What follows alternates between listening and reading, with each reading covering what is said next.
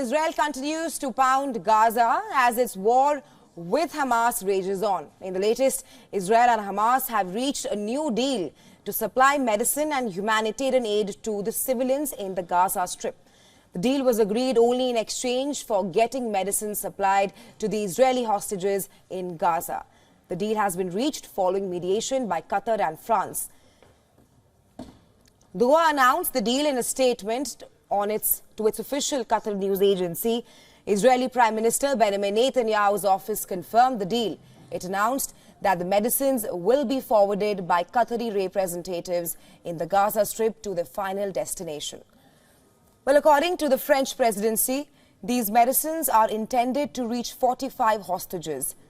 It also added that these medicines were initially supposed to reach 83 hostages in November, but 38 of them have been released or allegedly killed. The medicines will be received by the International Committee of the Red Cross at a hospital in the southern Gaza border. They will then be divided into batches and immediately transferred to the hostages. The supply will go on for a span of 3 months.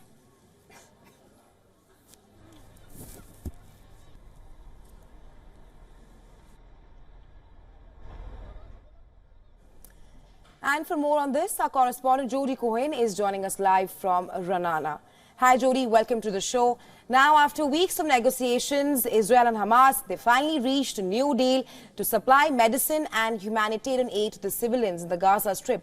What can you tell us about that deal, and also talk to us about any further hostage deal between the two parties?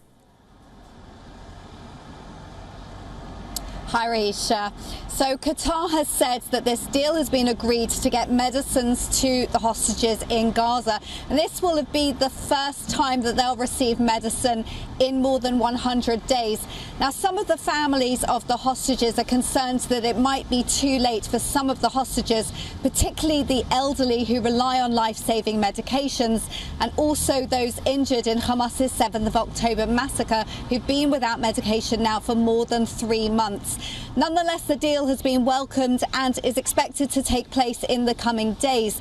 There are more than 130 hostages remaining in Gaza. On Tuesday, it was confirmed that 2 of those hostages, Yossi Sharabi and Itai Svirsky, were killed. Meanwhile, talks, as you said, on the potential hostage release deal continue. We know that US Secretary of State Antony Blinken and National Security Advisor Jake Sullivan are discussing these talks with Qatar's Prime Minister at Davos. Israel's President Herzog is also going to be raising the issue at Davos and is reportedly taking some of the relatives of some of the hostages with him there. Now, the families are obviously in a huge amount of anguish. The IDF has said that they found cages where the hostages were being kept in the tunnels.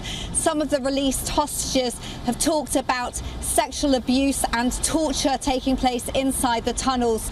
Israel's Defense Minister Gallant says he believes that military pressure is ultimately what's going to lead Hamas to serious negotiations.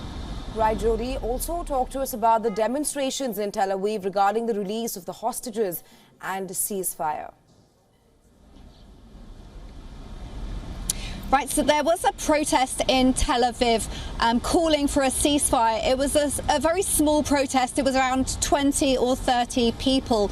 And that's because the majority of Israelis see this war as existential. Remember, the 7th of October was the largest attack on Jewish people since the Holocaust, when 6 million Jews were killed. And Israelis are very aware that Hamas has said that they intend to carry out more 7th of October-style massacres again and again. And at the weekend, we saw attempted armed infiltrations from the West Bank and from Lebanon. So the feeling here is very much that if Hamas laid down their arms, there would be peace, and if Israel laid down their arms, there would be no more Israel. Now, Israel has suggested that we could see the fighting continuing in northern Gaza, but at a lower intensity. commentators are suggesting that that would be difficult. There were 50 rockets fired towards Israel from Gaza on Tuesday from a place where Israeli troops had just withdrawn. The IDF has said that Hamas's Gaza tunnel network is bigger than previously thought. It's said to be roughly 700 kilometers long with 5,700 entrances, so it's going to be difficult. And according to a report, Prime Minister Netanyahu has said that he believes the war could continue until 2025. Raju, we will wait and have to see how things take place further. But thanks very much for taking our time and joining us here on WION.